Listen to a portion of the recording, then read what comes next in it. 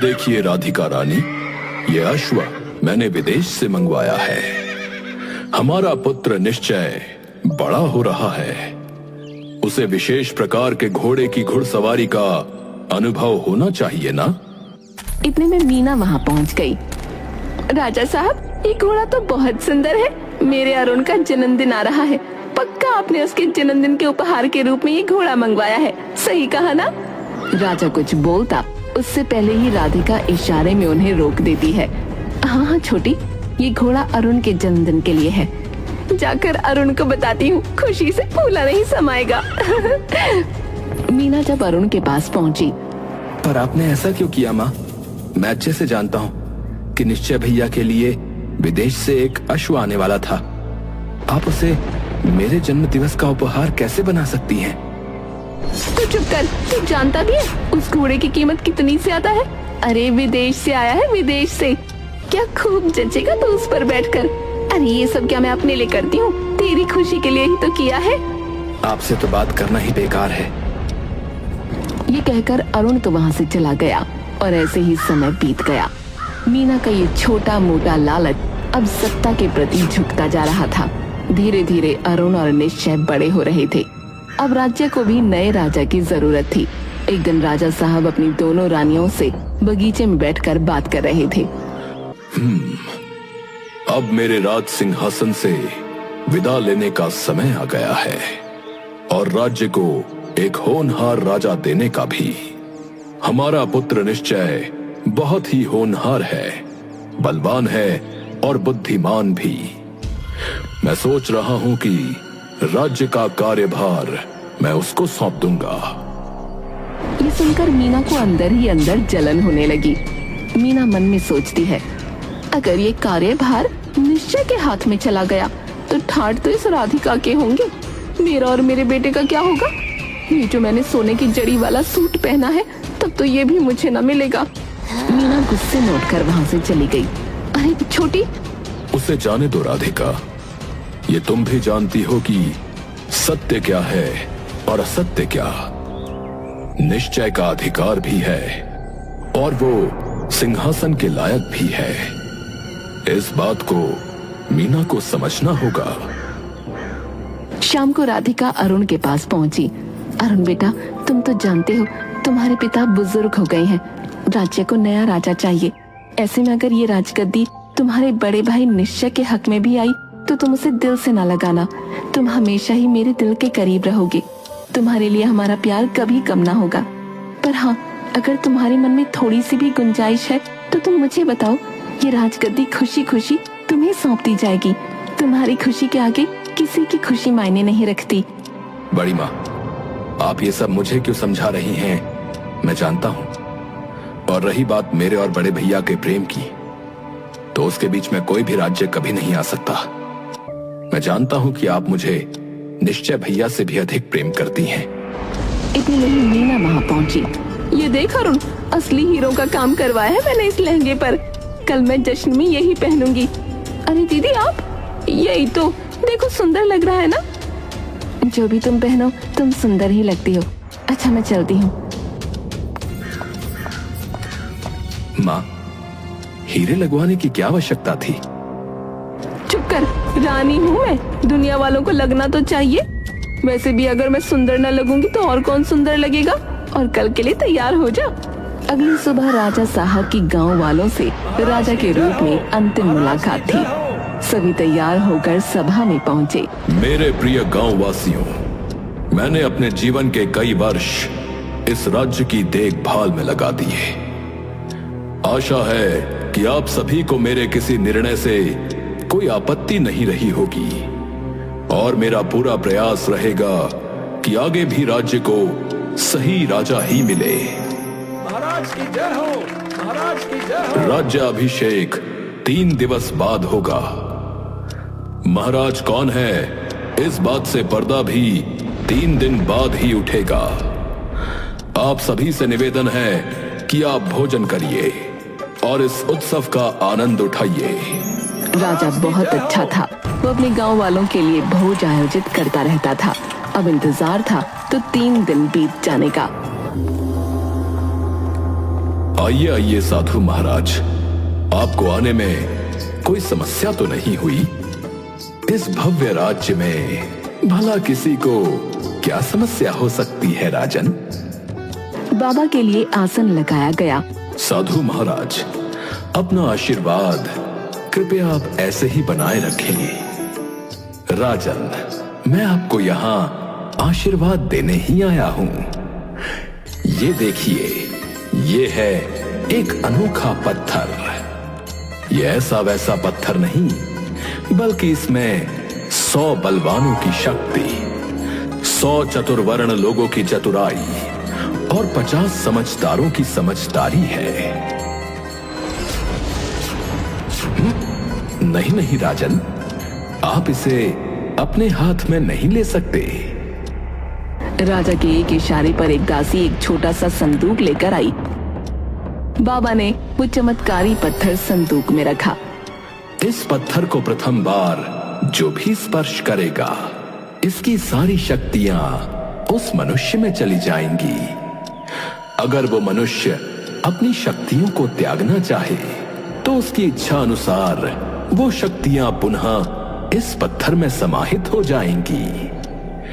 यह अद्भुत वस्तु मैं तुम्हें प्रदान करता हूं। आशा है तुम इसका सही प्रयोग करोगे।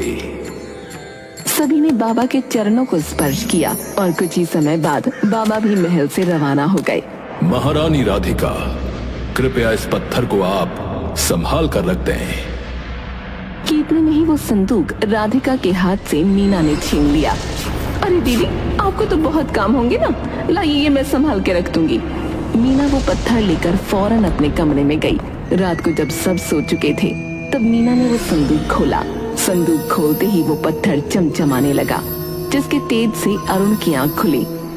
माँ, ये तो वही पत्थर है ना जो आज वो साधु बाबा देकर गए थे? पर आप इसके साथ क्या कर रही हैं?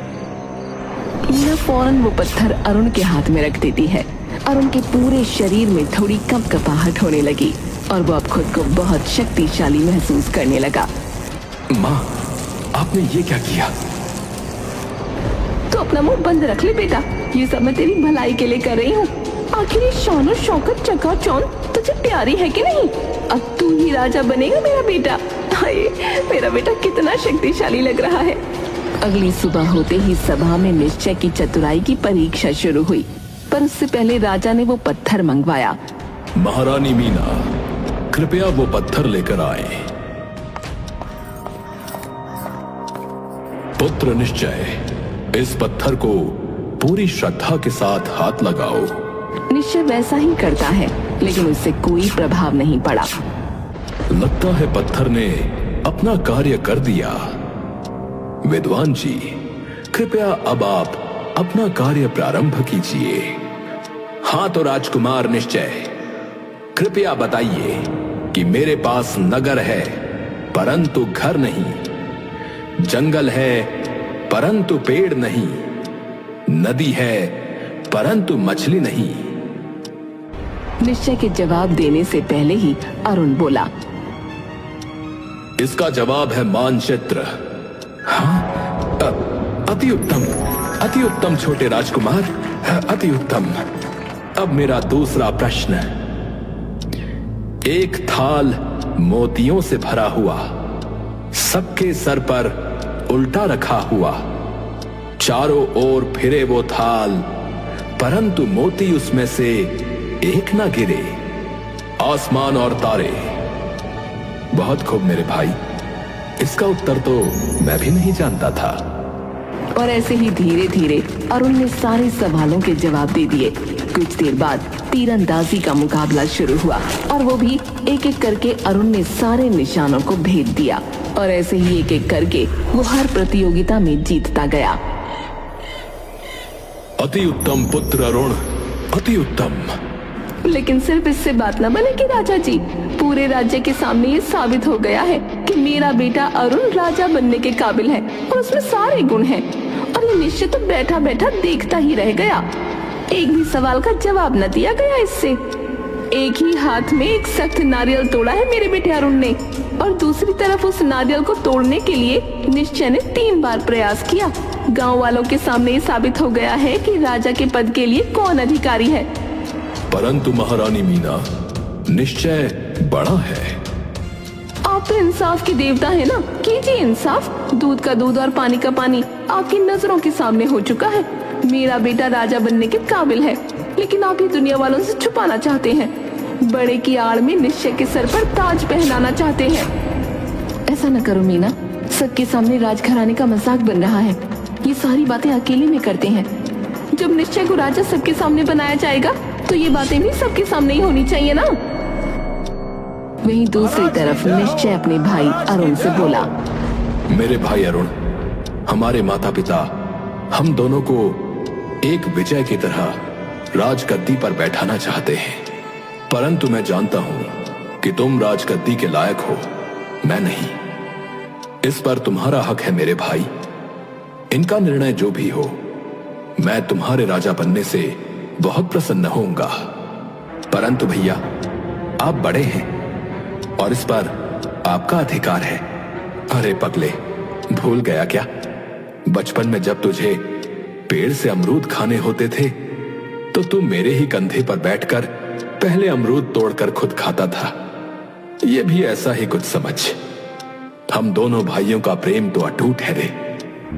इतने में ही राजा भी कहने लगे, तुम्हारी ये बात भी सत्य है मीना। आज की प्रतियोगिता को ध्यान में रखते हुए राजा तो अरुण को बनना चाहिए। राज्य के लिए एक होनहार और बलवान राजा का होना आवश्यक है। अरुण पर मुझे गर्व है। लगता है पिताजी मुझे राजा घोषित करने वाले हैं। इतने में ही वो पूरे राज्य के सामने कहने लगा, ये राज्य मेरे पिताश्री और दादाश्री की अमानत है। यहाँ पर किसी भी तरह का लोभ, धोखा और झूठ नहीं टिक सकता। ये ताज एक ऐसा आशीर्वाद है जो किसी के भी सर पर सजे एक अभिमान ले ही आता है। परंतु मेरे पिताश्री को मैंने कभी अभिमान करते नहीं देखा। कदापि मैं इसके लिए उपयुक्त नहीं।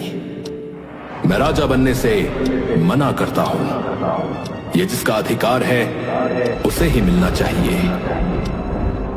ये सुनकर मीना का गुस्सा फूट पड़ा। ये तुम क्या कह रहे हो बेटा? गांव वाले भी यही चाहते हैं कि तुम राजा बनो। देखो मेरी बात सुनो। माँ, ये किसी की बात सुनने का समय नहीं है, ये निर्णय का समय है। राज्य प्रतीक्षा कर रहा है। क्या इसी दिन के लिए मैंने इतनी मेहनत की थी ताकि तुम मेरे पूरे किए कराए पर पानी फेर दो? उस पत्थर की सारी शक्तियां मैंने तुम्हारे अंदर ये सब सुनने के लिए नहीं डाली थी। महारानी मीना, यह आपने क्या कहा? तो इसीलिए वो पत्थर निश्चय पर कार्य नहीं कर रहा था। जी वो मैं। आपने बिल्कुल सही कहा पिताश्री। मैं माताश्री के मुंह से सत्य को बाहर निकलवाना चाहता था। माताश्री, अब आगे की बात आप इन्हें बताएंगी या मैं स्वयं बताऊं? महारानी, राज्य के कार्यभार में आपने दखल अंदाजी करके अपराध किया है। और क्या करती मैं? आप लोग मेरे बेटे को नौकर बनाकर रख देते। मैं बस उसकी खुशी चाहती थी। मैं चाहती थी कि जो भी इज्जत, जो औहदा निश्चय और उसकी माँ का है वो मेरा और मेरे बेटे का रहे। क्या गलत किया मैंने? हमेशा से छोटा छोटा कहकर आपने हमें पीछे रखा। माताश्री, आप मेरा भला नहीं बल्कि आप अपना वैभव बनाए रखना चाहती थी। मेरे राजा बनने के बाद आप और भी ज्यादा ऐश करना चाहती थी। आपका लोभ कभी समाप्त नहीं होगा माताश्री।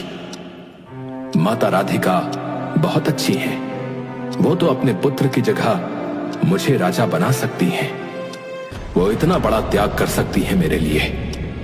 परंतु आपने तो मुझे ही प्यादा बनाकर प्रयोग करना चाहा। निश्चय भैया के स्थान पर भला मैं कैसे बैठ सकता हूं? मीना, ये तुमने ठीक नहीं किया। ये तो धोखा हुआ। अपने ही परिवार में भला कैसा धोखा, कैसा छल। तभी गांव वाले चिल्लाने लगे, हाँ, ये क्या? हमें न्याय चाहिए। महाराज, न्याय कीजिए, न्याय कीजिए महाराज। हाँ हाँ, न्याय कीजिए। हाँ हाँ, न्याय चाहिए। हाँ, न्याय करिए महाराज, न्याय करिए। महारानी मीना, आपने अभी स्वयं कहा कि मैं राजा हूं और मैं न्याय करता हूं, तो मेरी जनता भी मुझसे न्याय मांग रही है और मैं आपको आपके इस अपराध के लिए 5 वर्षों तक कारावास में रहने का दंड देता हूं। आप भगवान का धन्यवाद करिए कि मैं आपसे महारानी का पद नहीं छीन रहा। महाराज की जय हो। ये मैंने क्या किया? अपने लालच के मोह में मैंने अपना बेटा खो दिया और अपना परिवार भी। अब कैसे नजरें मिलाऊंगी मैं सबसे? सैनिकों ने मीना के हाथ में हथकड़ियां लगाई और उसे कारावास में डाल दिया। भैया, मैं अपनी सारी शक्तियां इस पत्थर में पुनः समाहित करना चाहता हूं। उसके बाद आप इस पत्थर को हाथ लगा लेना। ऐसा कहते ही उनके अंदर से एक जोरदार चमक बाहर निकली और पत्थर में समा गई। ये लीजिए भैया, अब आपकी बारी। नहीं मेरे भाई, मैं ऐसा नहीं करूंगा। मुझ में अभी जितना बल है उतने ही बल से मैं आगे बढ़ूंगा, उतनी ही सूझबूझ से मैं अपना राज्य संभालूंगा। अभी मुझे इसकी आवश्यकता नहीं। मैं पूरी सत्यनिष्ठा से इस राज्य का कार्यभार संभाल लूंगा।